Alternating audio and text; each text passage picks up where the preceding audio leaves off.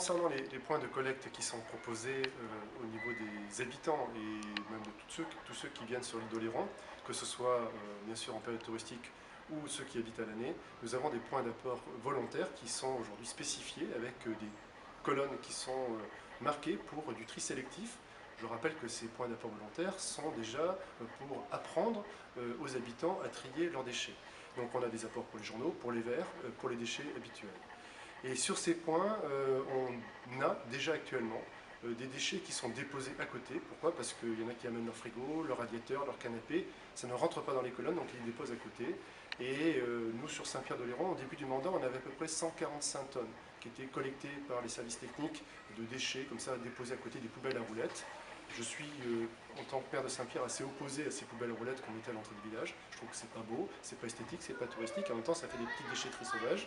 Et maintenant, on est sur des colonnes qui sont identifiées. Et on a baissé. On est rendu à 95 tonnes, ce qui est considérable, mais qui permettent déjà de montrer une certaine amélioration, une prise de conscience des habitants par rapport à ces déchets.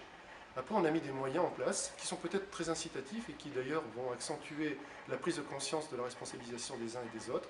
C'est d'un avertissement par des panneaux que ces endroits d'apport volontaire de déchets peuvent être soumis à des contrôles de vidéosurveillance permettant donc un petit peu de saisir les contrevenants et les personnes qui ne respectent pas le travail ou la bonne volonté des uns et des autres.